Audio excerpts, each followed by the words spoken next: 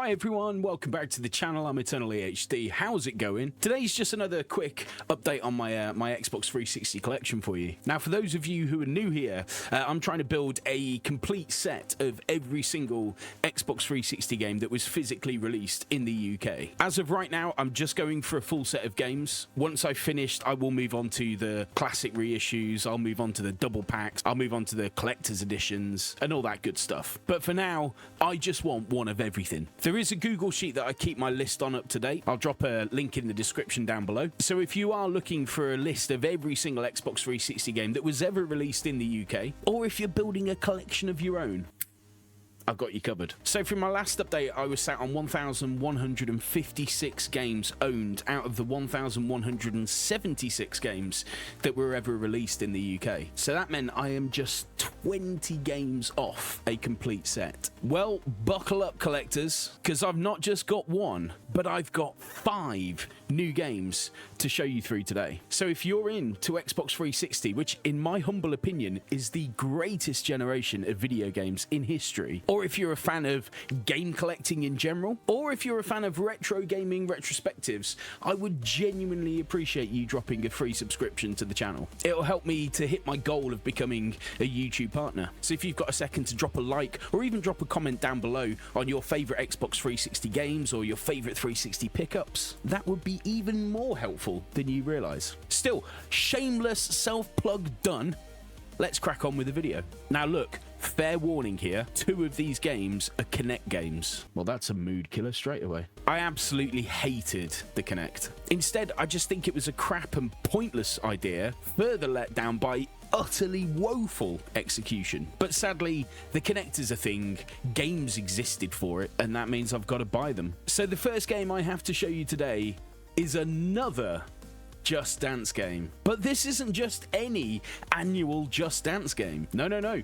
I've got all of those. Nope. This is Just Dance Disney Party. Yay. I mean, look, it's clearly aimed at kids, but my wife is seriously discussing the idea of going up into the loft and getting the Kinect out of storage, unplugging my super complicated Xbox 360 setup to capture gameplay, and actually playing this game with our youngest son. Looking at the back of the box though, the game does include the Disneyland Park classic, It's a Small World, so that alone should be enough to keep any sane person a hell of a long way away from this game. Other than that, it's the usual selection of Disney songs that you'd expect from any pre-2012 Disney movie. Now, to be fair, the game itself is in lovely condition. It's even got the Disney rewards inlay. I didn't even know they gave that away with games. Manual itself is in lovely, crisp condition. I don't think anybody's ever read it before. I mean, there's really not much to read, is there? And for the disc itself, it's in pretty good condition. There's a couple of marks on it. I haven't buffed it yet, but when I do, I think it will come out really nicely. I bought this one from Vinted. I paid 12 quid in total for this and a copy of Disney Universe, which I've since shifted on, for around half of what I paid for the total bundle. So in fact, it's actually cost me 6 quid. The box has got a slight crack in the top corner of it there, so I'm going to have to dig into my vast collection of Kinect adventures that I acquire for 50p whenever I'm in a CEX, which have got nice clean crisp boxes, and swap it over. But otherwise,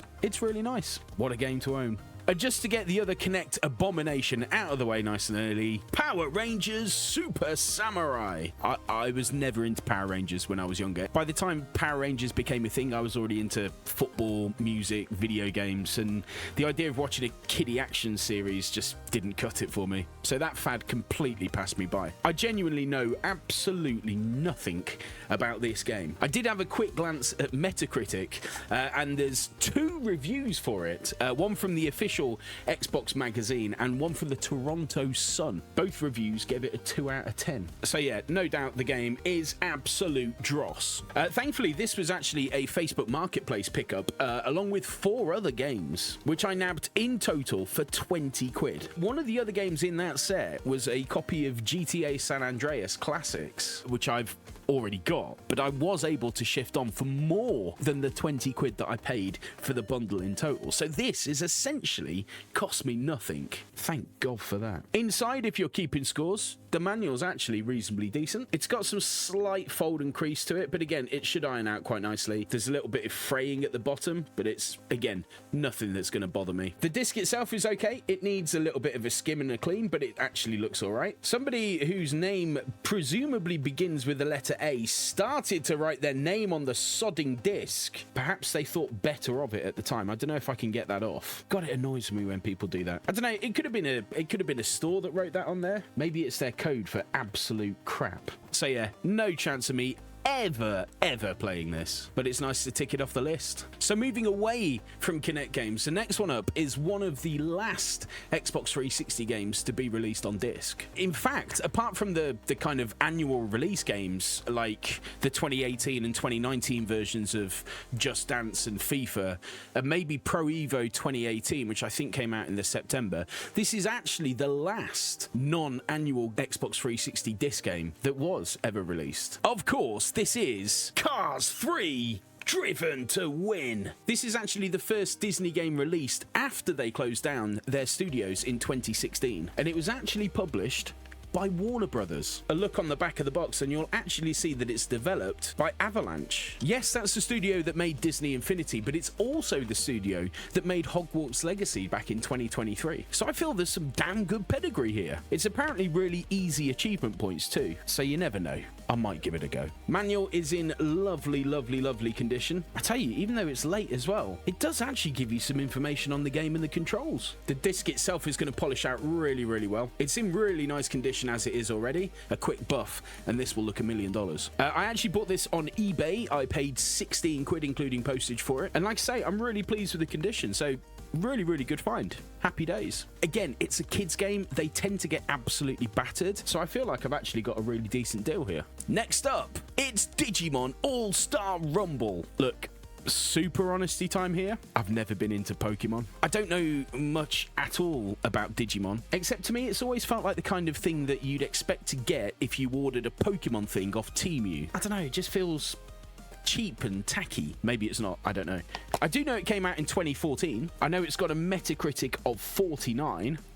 It looks like a one-on-one brawler mixed in with a little bit of digital card collecting. I actually picked this one up from CEX, and I've got to admit, I am incredibly chuffed with the condition. I paid £22 for it, but it does come with the Bandai Namco VIP code. No, I'm not showing you the code. The manual itself is in really nice and crisp condition, and honestly, the disc is absolutely immaculate. I don't even feel like I need to buff or skim this. It is absolutely pristine. The CEX that I bought this from also had a copy of Resident Evil Revelations 2 in stock, but it had one of those stupid cover reprinted covers, which wasn't even the UK PAL cover, and they were charging exactly the same price that it would cost to buy a copy online, which is why I tend to never ever buy online from CEX for the fear of getting one of those. But anyway, this one was in a store. It's in incredible condition, and the 22 quid that I paid for it is much cheaper than the similar condition copy that I've ever seen on either eBay or Vinted. Happy days. And last but not least for now, I bit the bullet and I bought this. Back to the Future, the game, the 30th anniversary edition. Now this is one of the rarest games that I still needed for the collection. Again, it was a late Xbox 360 launch. It actually arrived on the 23rd of October 2015, which, if you're a fan of the movies, you will know that is the date that Doc and Marty first arrived in the future in Back to the Future Part 2. One of the reasons it's so rare on the Xbox 360 is that there were PS3 and Wii versions that launched in the UK back in 2011, and it never launched on Xbox 360 at that time. By the time this version launched, it had also launched on the Xbox One and the PS4. So considering we were 2 years into Gen 8 by this point, the game had already launched on the PS3 and the Wii 4 years earlier. The Xbox 360 version mysteriously didn't set cash registers ringing. I can't think why. It's a Telltale Games, so if you've played The Walking Dead or The Wolf Among Us or Tales from the Borderlands, you know exactly what to expect. Episodic, narrative-driven games with a bunch of choices that you have to make, which basically alters the story and the outcome. Now, I do own this game already on the PS3, and I played it at launch way back in 2011. But to be fair, that's nearly 15 years ago, so I think I'm due another playthrough of this game. I bought this copy from a fellow Xbox 360 collector in a Facebook group. This was his backup copy because he's actually already got a factory seal copy of this. And I paid 55 quid for it. Do not tell my wife. I mean, that sounds steep, but in fairness, it's in really, really nice condition. It's why I love buying from other collectors. As you can see, the box is absolutely immaculate. He's taken really good care of it. Inside the box, it's one of those no manuals, all the warning labels just printed on the back of the inlay. God, I hate those. And again, the disc itself is absolutely immaculate. This is why I love buying from other collectors. It was brilliantly packaged. It arrived literally the day after I agreed the deal to buy it from him. It was tracked and insured. Absolutely perfect. 100% I'm going to play this, and it's a real thorn in my list. Finally ticked off. So that's what I've got for this update. If you're keeping score, that's now 1,161 games. So I am just 15 short of a full set. Now, there is an ongoing negotiation I'm having with another collector who's got a handful of games that I need.